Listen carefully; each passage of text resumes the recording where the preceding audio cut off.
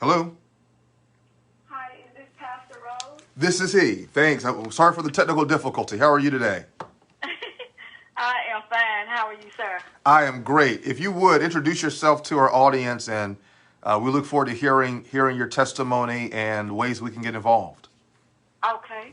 My name is Regina Powell. I am a family member of Ronnie Shorter.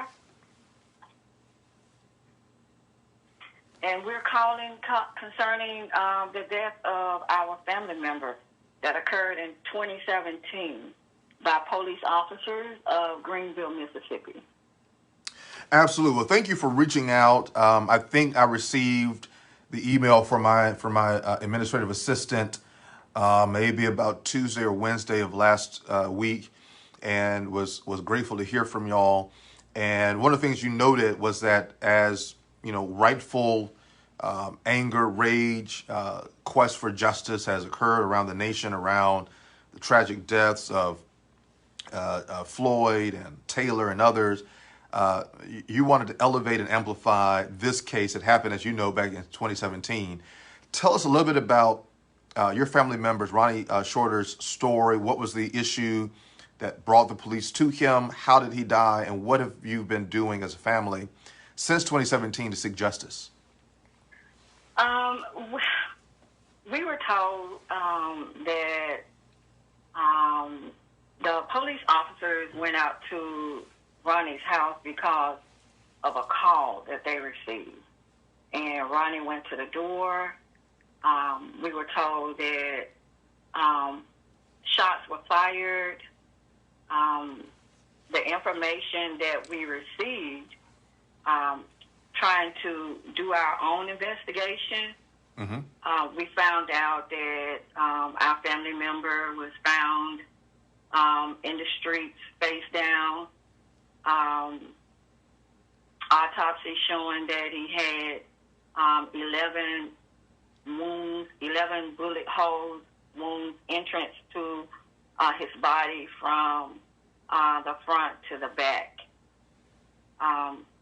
And during this search for answers, we was just recently able to speak to the DA, and we also have the MacArthur Justice Center at Ole Miss assisting us with the investigation concerning this. We're still searching out for answers at this time. We've also reached out to our legislator concerning this. Whenever other family members are involved in death of a family member, we're asking that the legislator pass a bill, to assist the family. If you don't mind, let me interject. Who is your legislator there in Greenville that you spoke with? We spoke with Derek Simmons, okay. Representative John Hines, Representative Willie Bailey, and Representative Sheik Taylor concerning this matter. We are asking that they pass a bill to assist the families. Being able to obtain government records and to ensure that these family members, they have assistance with funeral expenses and anything else related to the case that could assist these families. This we have not received, so we're seeking out for justice for Ronnie. So your conversations with the legislators, what's been the response? Have they been encouraging, or do you feel like they've not done as much as they could? Right now, we're waiting on them to answer us back. Okay. Yes, concerning. Yeah. So walk me through a little bit. So here we are, basically 3-something years later. What and just how you feel. What's been the reason why you've been getting roadblocks with, say, the city of Greenville, the police department? I mean, 3 years is a very long time to be waiting for more answers. So what do you think is going on there in that context? What we recently found out is that the case was passed over to the Mississippi Bureau of Investigation. So we're waiting on them to get back with the family and let us know what information they have, because, like I said, we have not been able to get anything. When it occurred, we were not told anything. Wow. We didn't receive anything. And so the family took it upon themselves, to seek out information. The family needs closure. That's we right. need to know what happened to him. So we're seeking for justice. We're seeking for answers. And so that's where we are with this, 3 years later. Yeah, I mean, that just astounds me that no information, even if they wanted to make something up, right? The fact that you have no real knowledge of what happened, I don't want to call it a cover up, but I mean, that kind of initially comes to mind if you're waiting 3 years and you still don't receive anything from the authorities. What the officer, any word on his status? What happened after the shooting? Is he still working for the police department? Was he reprimanded? What's going on there? So from what we were told, we still don't have any information as to, who the officers were. Like I said, we have not received any information. So that's where we are. We're at a roadblock right here. A lawsuit has been filed, and we reach out to try to get several lawyers. We were turned down, and the only assistance we have right now is, like I said, the MacArthur Justice Center from Ole Miss. Yeah. Wow. This is very troubling to hear again 3 years later, and especially when you think about what's going on around the nation now. Even though justice has been slow coming in these particular cases, there is a sense in which the public force for answers, for direction, for justice is at least putting the pressure on these organizations, these institutions, to do what they need to do. Right. What clarion call, if you don't mind, what clarion call would you want to give to those in the Greenville community who may be watching and listening to us, or even those around the state or the broader nation, in terms of being in solidarity with you and your family as you continue to fight to seek closure and to get justice? I feel every family, and not just family, but we as a community, we as a people in the area, or not so much as in the area, but nearby, we need to stand there together in solidarity, like you were saying. We need to seek out justice when the law has been taken into the hands of, officers just because we wear the suit or they wear the suit, right, so to speak. And we need to seek justice, continue to seek justice until answers, we have received answers. No one should be left without knowing, That's right. what happened to their family member. No closure, period. And so we were told, also that it was just 5 officers involved. That's what we found out, when we were seeking the information.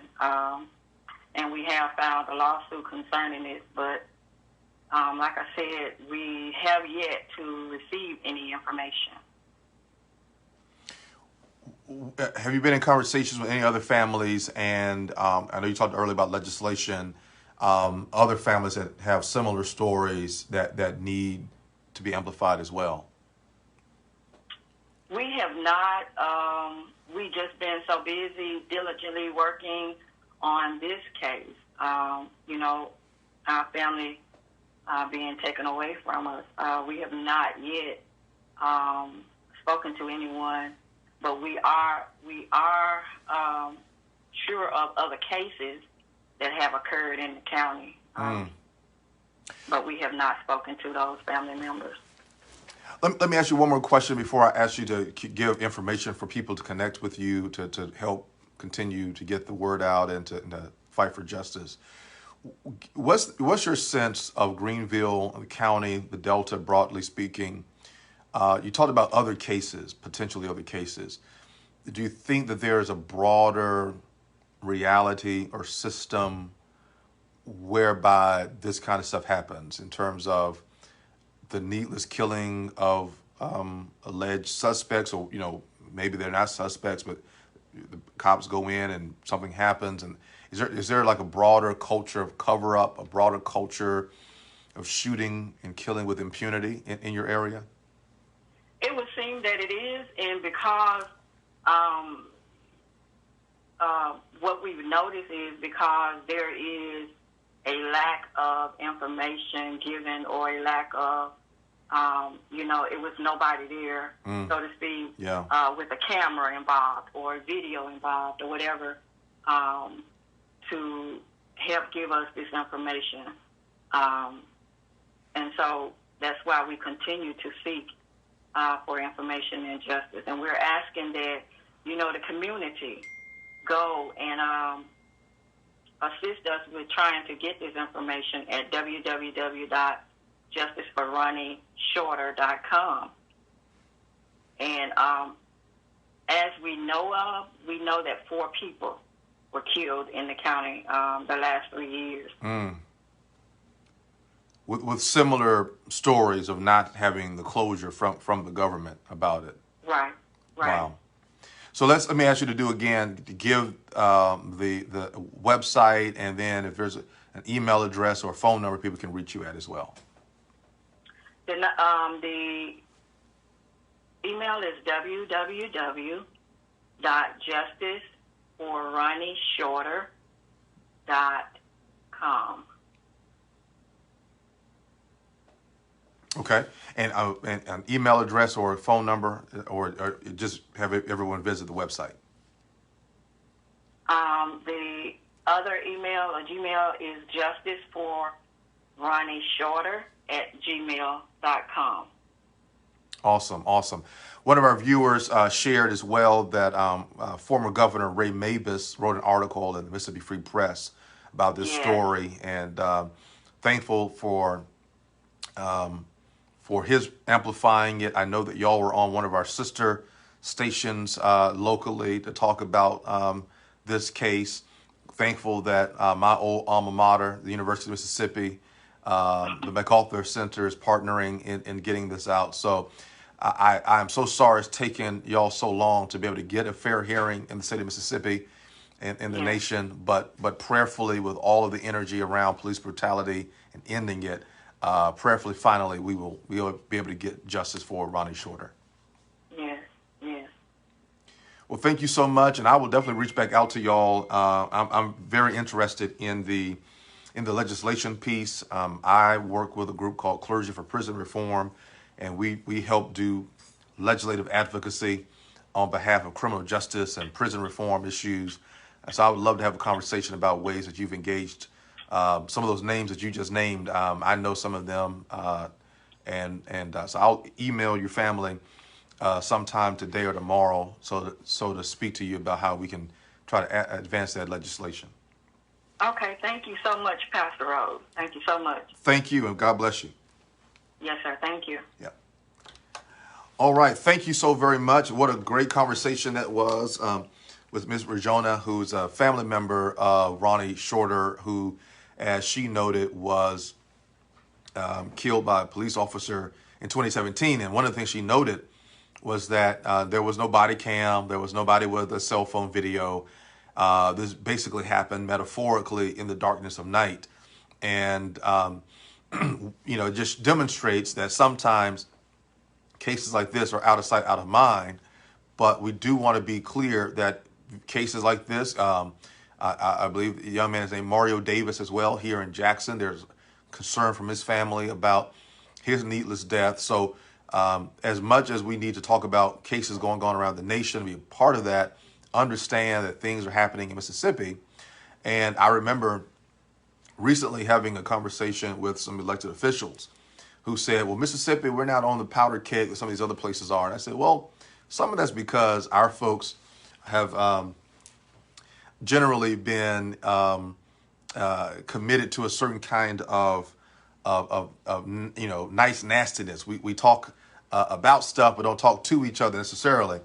And so one of the things that we want to be clear about and to do is to make sure that we do respond to and continue to keep the pressure with regard to those particular cases in our state where people are in need of justice, they're in need of answers, because it is Minneapolis today. It very well could be Greenville tomorrow. It could very well be Jackson tomorrow. So let us make sure that our elected officials are held to account to make sure that they do what is right by these families, these citizens, particularly the Ronnie Shorter case. And so thank you to our friends also watching us via Facebook Live, sharing that information.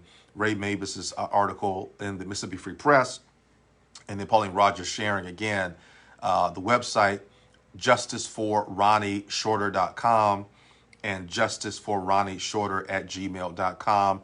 Ronnie is spelled Ronnie. All right, so our next guest is coming up shortly.